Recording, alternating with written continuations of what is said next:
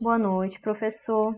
Então, conforme proposto, né, eu vou estar aqui apresentando um pouquinho do artigo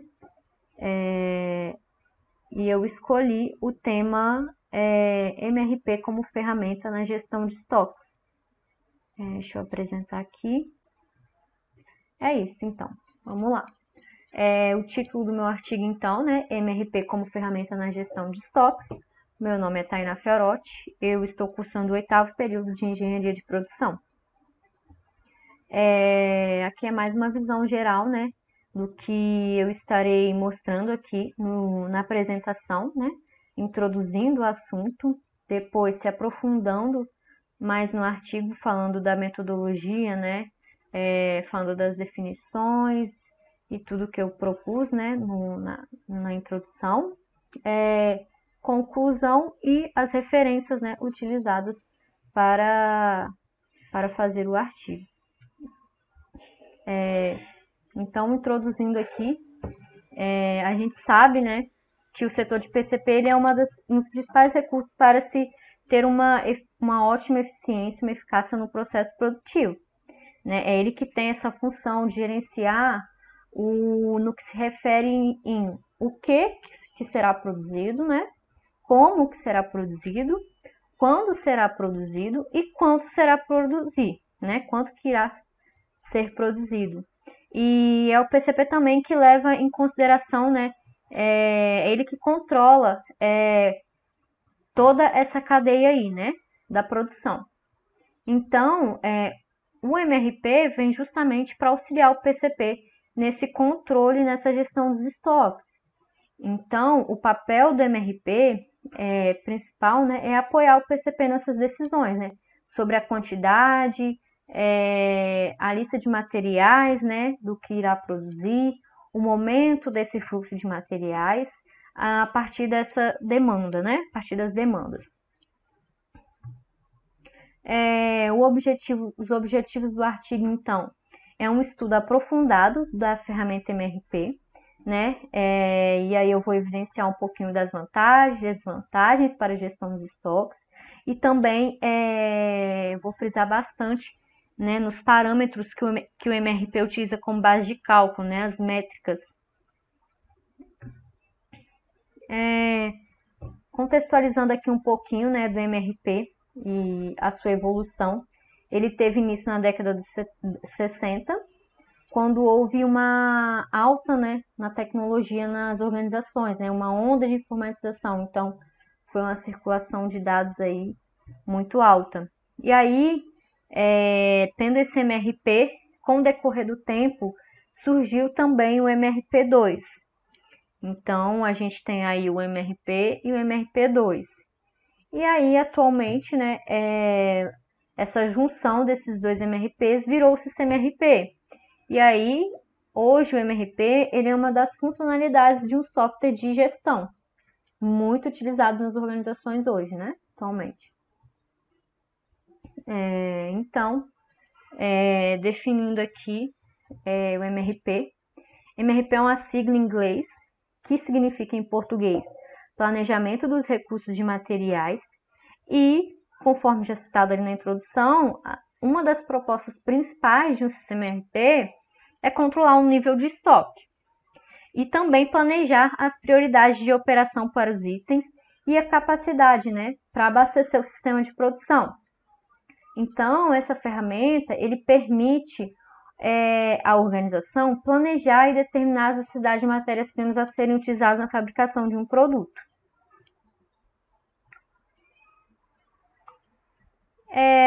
Falando aqui das vantagens, o MRP ele é um sistema que ele possui mais vantagens do que desvantagens, e eu vou retratar isso aqui agora. Como a agilidade na emissão de solicitações de compras e ordens de produção. Então, ele te permite, né, no momento certo, na data certa, na quantidade certa, ele emite essas ordens de produção e posteriormente também, né, caso precise, né, de algum material para emitir essas ordens de produção, as solicitações de compras. Então, isso é muito bom hoje em dia, né? Quando que a gente aí tem uma empresa com vários SKUs, com várias listas técnicas, né?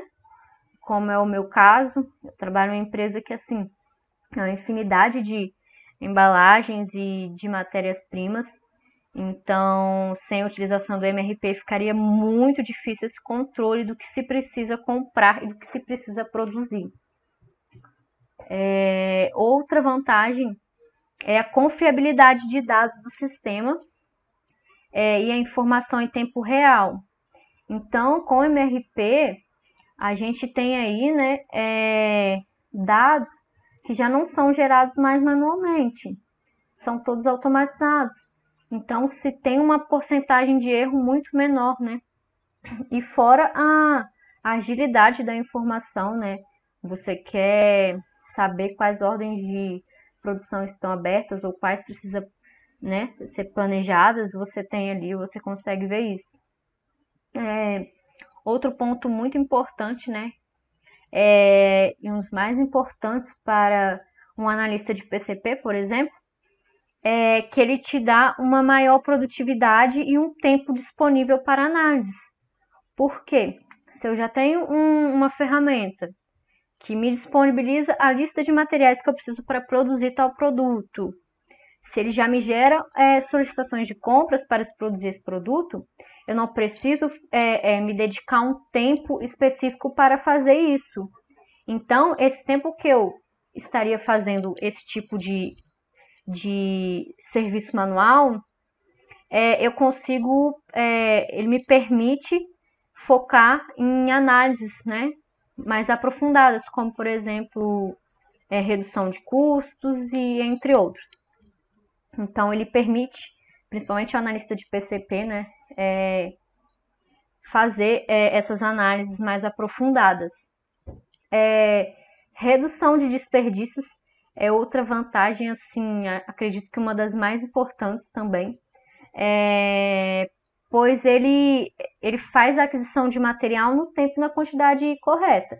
Então, como eu falei ali, né, agilidade na emissão de solicitações de compras, eles estão até interligados, ele te mostra o que comprar exatamente no que vai produzir. Então, você compra a quantidade correta e evita o descarte desses materiais.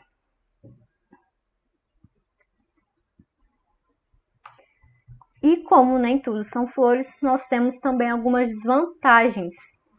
E uma das principais, e é o que eu vou frisar à frente, né, que é muito importante para um ótimo funcionamento do MRP, é que ele possui uma alta dificuldade de parametrização. Então, assim, eu preciso que todos os parâmetros estejam muito bem configurados para que eu tenha um ótimo funcionamento do MRP. Então, é uma dificuldade muito alta para se parametrizar o MRP, né? Se tiver dados errados cadastrados no sistema, então isso deve ser muito bem revisado, atualizado periodicamente. Outra desvantagem é que geralmente, né, o uso a implantação, né, de coisas novas, né, gera uma certa resistência por parte de alguns funcionários, né, e até da alta gerência, por não ter um preparo dos usuários, né, quando se implanta algo novo. Então, essa desvantagem está ligada também à cultura da empresa a não se adaptar a algo novo. E outra desvantagem que é muito citada em literaturas é que ele possui um alto custo para implantação. Então, nem toda organização, né, tem caixa para investir num sistema desse atualmente, apesar dele trazer diversas vantagens. Então, o investimento dele é realmente muito alto. E aí, entrando aqui num tópico principal do artigo, que eu frisei bastante, né? Que tem muita relação com o MRP, né? É uma das coisas mais importantes ao se implantar o MRP, é a parametrização, como eu havia falado. Então, são os parâmetros que garantem que toda essa parte de cálculo do MRP seja gerada, né? Então, após, né, todo esse cálculo, ele me gera as necessidades materiais, as ordens de produção, as solicitações de compras, entre outros. E aí, né, já citei também, para o perfeito funcionamento do MRP, os parâmetros que eu citarei à frente devem ser muito bem definidos e revisados, atualizados periodicamente. Iniciando aqui, então, um dos primeiros parâmetros é o período de horizonte de planejamento. E o que é isso? É uma extensão do período que eu quero me planejar.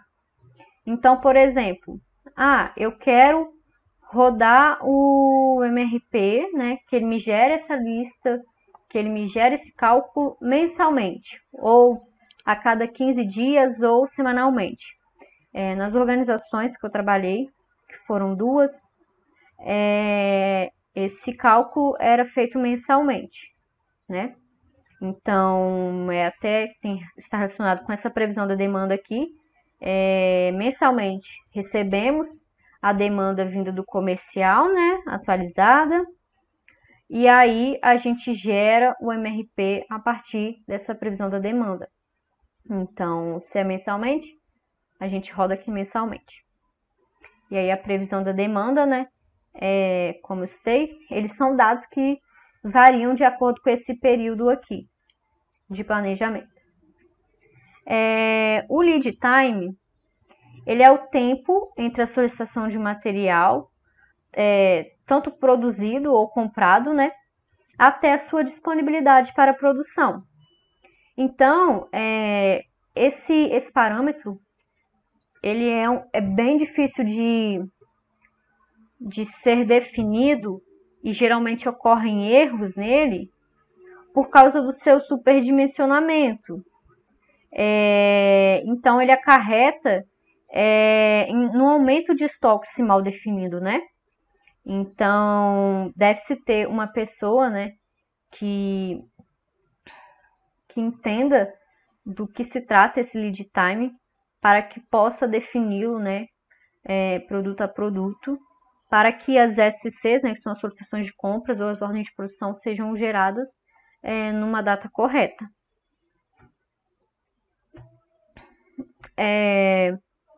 O lote mínimo, também se tratando de lotes aqui, né?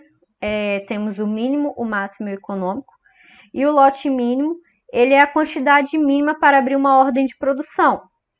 E aí, ele está ligado também com os lotes econômicos de produção. Porque, por exemplo, o que seria esse lote mínimo que também está relacionado com o econômico, né? Alguns casos, por exemplo, não compensa eu fazer um setup de uma máquina para eu produzir um item se não for esse lote mínimo. Então, aí envolve toda a questão de custo, né? Está relacionado a isso, principalmente a custo, a perda de tempo em setups, tudo relacionado. O lote máximo ao contrário, né? É a quantidade máxima para se abrir uma ordem de produção. E o que pode estar relacionado a isso, né? Eu dei exemplo ali do setup de máquina, no mínimo, e o máximo, ele pode estar relacionado à armazenagem, né? Ao espaço físico que eu tenho disponível para armazenagem. Então, assim, vamos supor que eu não tenho um espaço físico de armazenagem tão grande e eu lasque produto lá para produzir. Então, isso tudo tem que estar interligado para eu não produzir e não ter espaço físico para armazenagem. E aí, a gente tem o lote econômico, né, que também está relacionado aqui com o mínimo, que visa conhecer o custo mínimo total. Então, isso está relacionado muito a custo. E aí tem até uma forma dele aqui. Tá na ordem errada, mas aqui, ó. Então, o lote econômico aqui, ele leva em consideração algumas variáveis, que são, né, o lote econômico, que é o que a gente quer, ele leva em consideração a taxa anual que a demanda nos dá, DA. O custo fixo de preparação do produto. Leva em consideração a variável também de custo unitário de estocagem, né? Porque armazenar produto, estocar produto também tem um custo. E a taxa anualizada segundo a qual a produção ocorre. Então, todas essas variáveis precisam ser muito bem definidas para a gente ter um lote econômico adequado de cada SKU, né? De cada produto. Dando seguimento aqui ao estoque de segurança,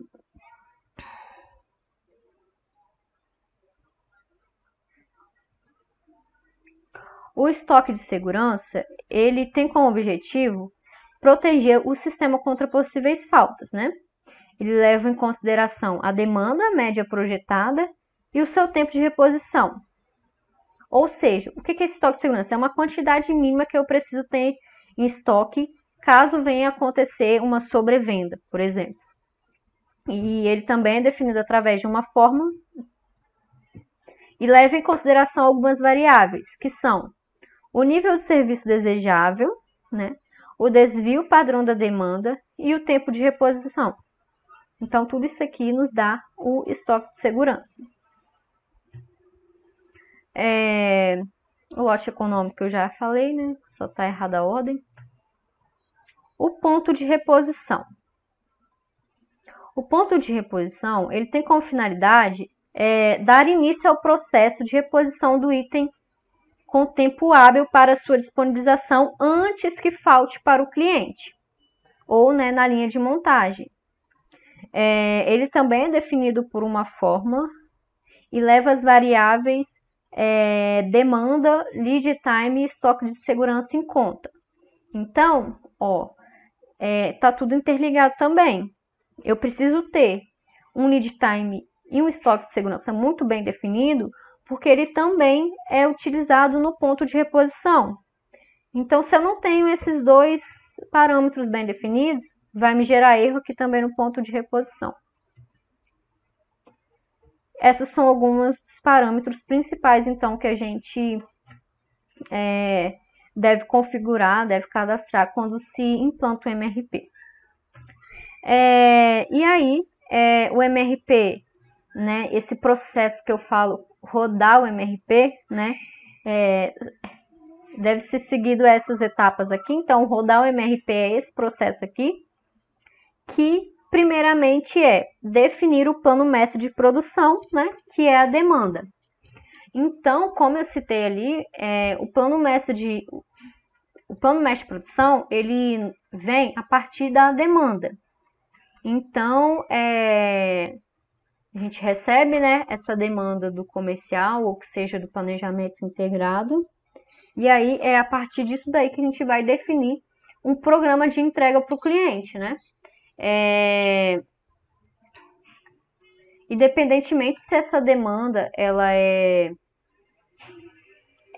puxada ou empurrada, né? Esse plano mestre de produção ele deve ser realizado, né? Ele é realizado quando se roda o MRP. O segundo passo é que ele vai explodir as necessidades de materiais a partir dessa demanda que a gente importou para o MRP. Então, ele vai fazer a explosão da estrutura dos produtos, né, ou da lista técnica do produto. Isso depende de qual definição que a organização utiliza, lista técnica, estrutura do produto. E aí, a partir dessa demanda que a gente vai gerar essa explosão aqui das necessidades do material. E aí, a partir disso aqui, ele calcula as quantidades necessárias, né, para gerar solicitações de compras, para gerar as ordens de produção, né? Então, ele pega as ordens de produção, ele gera as ordens de produção no qual está com ruptura de produto, né, ou falta, e aí, após isso, ele avalia o estoque de insumos, né, e a partir dessas ordens de produção, para comprar os materiais que estão em falta para se produzir. Então, ele nos dá as necessidades reais de cada material. Então, né, após seguir essas etapas aqui, esse é o processo.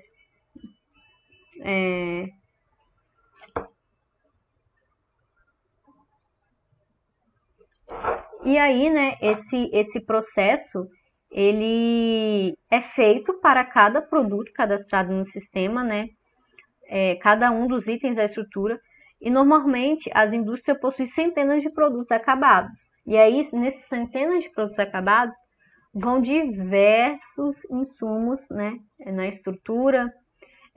Então, pensa fazer isso manual. A chance disso dar erro fora o tempo que se deve dedicar, né? Então, o MRP ele faz esse cruzamento muito bem e nos gera todos esses dados aí. E aí, concluindo, né, o artigo, durante todo esse processo, né, de implantação do MRP, é importantíssimo que todas as áreas estejam envolvidas, produção, financeiro, compras barra suprimentos, porque todas essas áreas interligadas, a gente vai conseguir entender os processos, né, que o MRP nos permite, e aí, caso necessário, realizar adaptações necessárias para que a ferramenta seja aplicada da melhor maneira possível, né, e usufruir todas aquelas vantagens que eu citei, para controlar o estoque, para gerar uma redução de custo e vários outros benefícios. Então, com essa utilização do MRP, né, para o controle dos estoques, a gente tem um planejamento muito bem feito, não só no estoque, mas tem um controle muito perfeito de todo o sistema da organização, né? Como eu citei, desde a produção, ao financeiro, aos suprimentos e ao setor de compras. Como eu citei lá no início, né, o objetivo do artigo era mostrar um pouquinho o estudo aprofundado, né, do MRP, suas vantagens e desvantagens, os parâmetros que são utilizados, né, ao rodar o MRP. Então, isso foi atingido. Algumas referências utilizadas, né? E é isto. Muito obrigada, professor.